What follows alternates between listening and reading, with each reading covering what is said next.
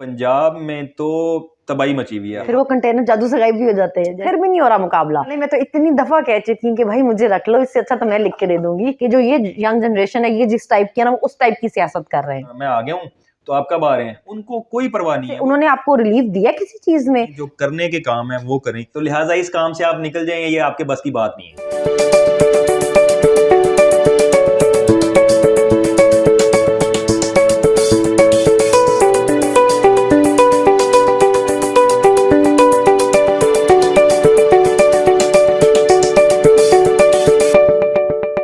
अस्सलाम वालेकुम, मैं हूं जाहिद और मैं हूं सनम। वेलकम टू बैठक। सनम, बहुत ज़्यादा हलचल मची हुई है पाकिस्तान में, और वो हलचल ये है कि हर किसी का रुख पंजाब की तरफ हुआ हुआ है, और पंजाब में तो तबाही मची हुई है। हर आधे घंटे बाद नई खबर आ रही है। असम्बलियाँ तहलील करने की खान साहब ने डेट दी हुई है, और दूसरी तरफ से नए वार हो रहे हैं। हर थोड़ी देर के बाद नई खबर आती है, कभी कहते हैं जी कंटेनर्स लेके आ गए हैं, कभी कहते हैं जी हम सील कर देंगे, कभी कहते हैं ये कर देंगे। फिर वो कंटेनर जादू से गायब भी हो जाते हैं, जैसे और ये भी समझ नहीं आ रहा कि कंटेनर आ कहाँ से रहे हैं। हाँ जी, मतलब कोई खलाई मखलूक है जो कंटेनर लेके आ जाती है, और फिर वही खलाई मखलूक कंटेनर लेके चली जाती है। तो ये क्या हो रहा है पंजाब में? पाकिस्तान की जो पूरी सियासत है फिलहाल वो पंजाब में घूम रही है, क्योंकि खान साहब पंजाब में ही है। और जो लोग कहते थे खान साहब को सियासत करनी नहीं आती, अब सियासत ही पूरी सिर्फ उनके इर्द गिर्द घूम रही है, और सारे के सारे मिलकर लगे हुए हैं कि किसी तरह उनको पकड़ सके, उनको मैच कर सके, उनको मुकाबला कर सके। फिर भी नहीं हो रहा मुकाबला, सबका मिल के बैठे फिर भी मुकाबला नहीं कर पा रहे हैं। मेरे ख्याल में अगर इसको ऐसे कहा जाए कि फील्ड में खान साहब को हराना इस टाइम नामुमकिन हो चुका है उनके लिए, तो वो चाह रहे हैं कि ऑफ द फील्ड किसी ना किसी तरीके से खान साहब को आउट कर दें, और फिर हम जाएं फील्ड में, इलेक्शन लड़ें, और फिर देखें कि हम जीते हैं कि नहीं जीते। तो खान साहब को महल में हराना इनके बस की अब बात नहीं है। देखिए, मुमकिन नहीं है ना, क्योंकि जिस तरीके से ये अपनी तरफ से लेवल प्लेइंग फील्ड करना चाह रही है। अब एक तरफ आपके अरबों की प्रॉपर्टीज हैं, बैंक बैलेंस है, टीटीज हैं, और एक तरफ एक घड़ी है, तो कैसे मैच होती है ना, मैचिंग ही नहीं बनती है। ये तो जो इनके स्क्रिप्ट राइटर लिखने वाले, मैं तो इतनी दफा कह चुकी हूँ कि भाई मुझे रख लो, इससे अच्छा तो मैं लिख के दे दूंगी। तो अभी क्या लगता है कि अभी जो करंटली सिचुएशन है बहुत हैपनिंग किस्म की है, और मुझे तो लगता है मोहन्नस इलाही ने सही शुगर लगाया हुआ है और किसी ने लगाया हो या ना लगाया हो। और वैसे मोहन्नस इलाही की सियासत और परवेज इलाही की सियासत दोनों काफी डिफरेंट हैं। वो जरा डिफरेंट किस्म के बयान देते हैं, और मोहन्नस जो है वो काफी और तरह के बयान देते हैं, और वो खान साहब के साथ काफी कोऑर्डिनेशन में भी हैं। और परवेज इलाही, मुझे लगता है उनकी सियासत थोड़ी, क्योंकि वो मैच्योर है, थोड़ी पुरानी टाइप की है। और मोहन्नस जो है, मुझे लगता है उनको अभी की जो जनरेशन की, जो अभी लोग जो जिस तरह लोगों का इंटरेस्ट है जिस तरफ, उनको वो चीज़ नजर आ रही है कि अभी जो, अगर आपको आगे सियासत में अपना कोई फ्यूचर देखना है, तो अक्लमंद तो वही लोग होते हैं जो मतलब देख सकते हो कि आगे फ्यूचर में हमें क्या करना। तो मुझे लगता है वो जनरेशन की चीज़ों को समझ रहे हैं कि जो ये यंग जनरेशन है, ये जिस टाइप की है ना, वो उस टाइप की सियासत कर रहे हैं। अवाम की जो नब्ज है ना, उसके वो ऊपर समझ रहे हैं कि वो किधर जा रही है, और उसके मुताबिक, और काफी एग्रेसिव होके वो आते हैं, काफी एग्रेसिव खेलते हैं। अभी और राना सनाउल्लाह साहब ने कहा जी कि हम तो ये कर देंगे, वो कर देंगे, सील कर देंगे सीएम ऑफिस, और उसके बाद उन्होंने कहा जी कि मैं आ गया हूँ तो आप कब आ रहे हैं। मोहन्नस इलाही की ये चीज तो बेस्ट है ना, उनको कोई किसी चीज में भी टैग करता है ना, तो वो फौरन रिप्लाई करते हैं। मतलब इतनी एफिशिएंट टीम है उनकी, वो खुद हैंडल करेंगे जो भी हैंडल कर रहा है। मगर वो जो, जैसे अभी थोड़ी दिन पहले उन्होंने किसी को फफे को निकाला, इतना मजा आया ना तो वो तो ये करते हैं वो, कि वो इतना उनकी एफिशिएंट है, उनकी जो भी टीम है या वो खुद है, वो फौरन रिप्लाई करते हैं, वो फौरन काउंटर करते हैं जो भी कोई प्रोपेगेंडा हो या कुछ भी हो। तो ये वो बड़ी जबरदस्त काम कर रहे हैं। पहले खान साहब को ये कहते थे कि तोड़ें असेंबलियां, तोड़ते नहीं है, डेट नहीं दे रहे, और ये असेंबली तोड़ नहीं रहे। अब खान साहब ने फाइनली असेंबली तोड़ने की डेट दे दी है। अब ये कह रहे हैं जी कि किसी भी तरीके से ये असेंबली कंटिन्यू करे, या इसमें अदम एतमाद आ जाए, या किसी भी तरीके से असेंबली टूटने से बचें।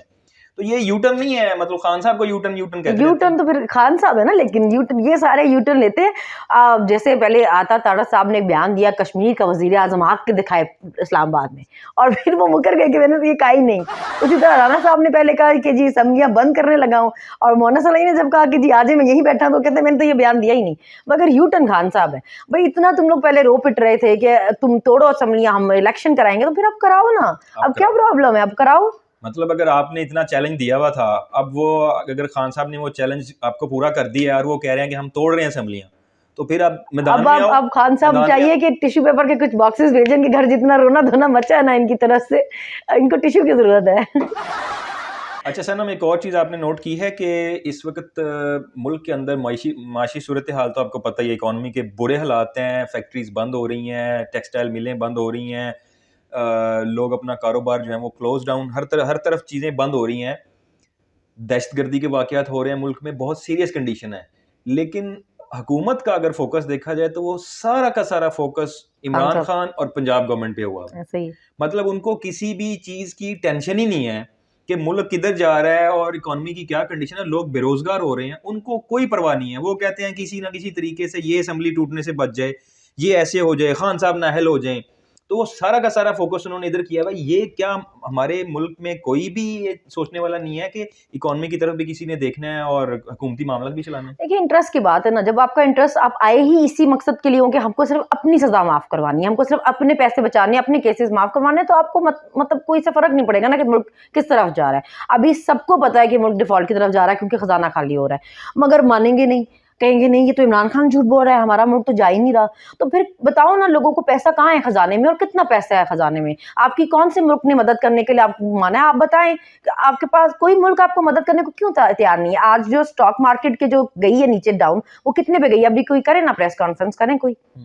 और एक और चीज़ ये है कि जो हमारे फॉरेन मिनिस्टर हैं, वो पूरी दुनिया की सैर पे निकले हुए हैं। वो एक तरफ कह रहे हैं जी हमारे पास पैसे नहीं है, हमारे पास जहर खाने के पैसे नहीं है, हमारे पास डॉलर्स नहीं है, हमारे पास फॉरेन एक्सचेंज नहीं है, और पूरी दुनिया की सैर करने निकले हुए हैं जी। कभी कौन से कंट्री में जा रहे हैं, कभी कौन से कंट्री में जा रहे हैं, और करने नाम क्या दिया हुआ है जी, हम जो है ना वो फंड्स इकट्ठे करने जा रहे हैं, हम पूरी दुनिया से जो है ना लॉबिंग करने जा रहे हैं, पूरी दुनिया को पाकिस्तान की तरफ लाने जा रहे हैं।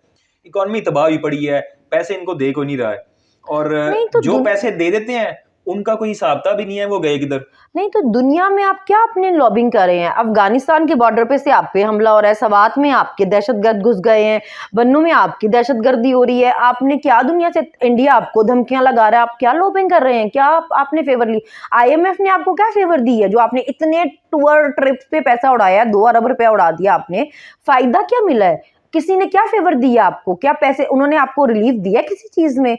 उन्होंने तो डबल ट्रिपल टैक्स लगाए हैं आवाम पे। मतलब आपने इन पैसों को जो उड़ाया है, इसका मकसद क्या था उड़ाने का? और वो लोग रिलीफ देंगे भी कैसे? वो लोग आपसे बात कैसे करेंगे? आपकी हरकतें देख के कौन आपको पैसे देगा? आप हर तरफ पैसे पागलों की तरह उड़ाए जा रहे हैं, और फिर आप कहते हैं जी हम बहुत गरीब मुल्क हैं, हमारी आपको हेल्प करनी चाहिए, और अगर आप हमारी हेल्प नहीं करेंगे तो बहुत बुरा हो जाएगा। तो आप पैसे कहाँ से लेके आएंगे? कौन देगा आपको जब आप पैसे? 40 50 60 लोगों का जहाज भर के लेके जाओगे, आप 5 स्टार में होटल्स में रहोगे, तो फिर किसी ने आपको गरीब मुल्क थोड़ी कहना। उन्होंने कहा भाई ये तो अयाशी कर रहे हैं, 10 लाख का जूता पहनते हैं। बेबी हमारे वजीर खारजा जो है, तो हाँ, तो वो इतने महंगा तो वो जूता पहनते हैं, उनको क्या लगे कि सिंध में बेचारे बच्चे सर्दी में नंगे पैर फिर रहे हैं, ये क्या हो रहा है? तो जब तक इन लोगों के ये जो इन्होंने इनकी जब तक खुद इनको ये चीजें नहीं ना सफर करनी पड़ेंगी, इनको कभी आइडिया नहीं होगा। खुद तो वो अयाशियां कर रहे हैं महलों में, उनको क्या लगे मुल्क डिफॉल्ट में जा रहा है या क्या तो जा रहा है। खुदा के वास्ते आप लोग इकोनॉमी के ऊपर तवज्जो दें, और आप लोग गवर्नमेंट के ऊपर तवज्जो दें। पंजाब का पीछा छोड़ दें, खान साहब का पीछा छोड़ दें, जो करने के काम है वो करें। अगर कहीं से भी कोई खबर आती है इकोनॉमी के ऊपर तो वो बुरी ही आ रही है, कोई अच्छी खबर नहीं आ रही, आप उसके ऊपर फोकस करें। एग्जैक्टली, खान साहब को आप इस तरह पकड़ना चाहें कि आप हर रोज एक नकली ऑडियो वीडियो निकाल के लेके आ जाएं, उस तरह आप नहीं पकड़ सकेंगे कभी। ये जो ये नस्ल है, ये उनकी बात समझ गई है, उनको फॉलो करती है, वो हम दिमागों में घुस गए हुए हैं ये इस जनरेशन के। तो इस तरह उनको पकड़ना आपके बस की बात ही नहीं है। अगर आपको कुछ करना है तो लोगों के लिए करें, ताकि उससे लोग आपको सपोर्ट दें। इस तरह तो नहीं मिलने लगी। खान साहब के बारे में मैं आपको सिर्फ ये बता दूं, अपोजिशन की जितनी पार्टीज हैं, खान साहब अपनी कोई ऑडियो वीडियो खुद भी रिलीज कर देंगे ना, लोग उस पर भी यकीन नहीं करेंगे। तो लिहाजा इस काम से आप निकल जाएंगे, ये आपके बस की बात नहीं है। मतलब इतना माठा काम किया था ऑडियो वीडियो का भी कि घंटा नहीं गुजरता उसकी फोरेंसिक आ जाती है, लोग पता चल जाता है जाली है। मतलब फिर वही बात है, कोई बंदे तो सही रख लो, इतना पैसा तुम लोग उड़ा रहे हो तो इन कामों के लिए भी कोई सही लोग रख लो भाई। कोई 2 घंटे तो निकाल लिया करे वीडियो। अपने काम पे फोकस करें। हाँ, खान साहब पे फोकस करेंगे कुछ तो सही नहीं हो रहा है, कुछ सही नहीं होगा। कुछ नहीं सही हो रहा। Thank you very much.